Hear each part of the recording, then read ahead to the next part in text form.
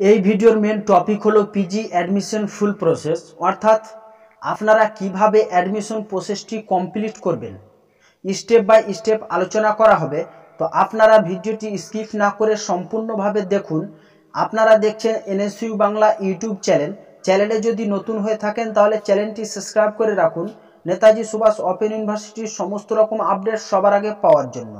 আপনারা জানেন আজ থেকে অর্থাৎ 11 তারিখ ডিসেম্বরের 11 তারিখ থেকে পিজি অ্যাডমিশন শুরু হলো এবং শেষ হবে জানুয়ারির 2 তারিখে।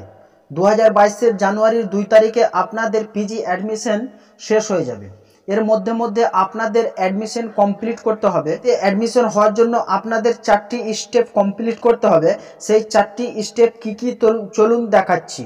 তো ফার্স্ট স্টেপ আপনাদের রেজিস্ট্রেশন কমপ্লিট করতে হবে। আপনারা স্ক্রিনে দেখতে পাচ্ছেন রেজিস্ট্রেশন কমপ্লিট করার জন্য আপনাদের সেই রেজিস্ট্রেশন করার সময় আপনাদের লাগবে কোন সাবজেক্টে আপনারা অ্যাডমিশন হবেন, তারপর কোন ডিস্ট্রিক্ট স্টাডি সেন্টারের নাম কি এবং ডিস্ট্রিক্ট চয়েস করে আপনাদের রেজিস্ট্রেশনটি কমপ্লিট করতে হবে।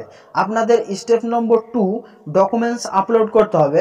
অ্যাপ্লিকেশনটি রেজিস্ট্রেশন হওয়ার পরে লগ ইন করার পরে আপনাদের ডকুমেন্টস আপলোড করতে হবে।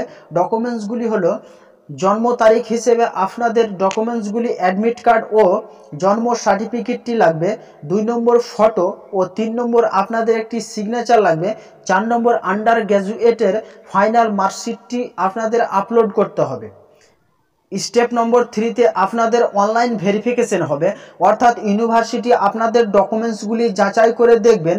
তারপর ইউনিভার্সিটি ডকুমেন্টসগুলি ভেরিফিকেশন করার পরে ভেরিফিকেশন কমপ্লিট করবেন এবং স্টেপ নম্বর 4-এ আপনাদের ফিস পেমেন্ট করতে হবে।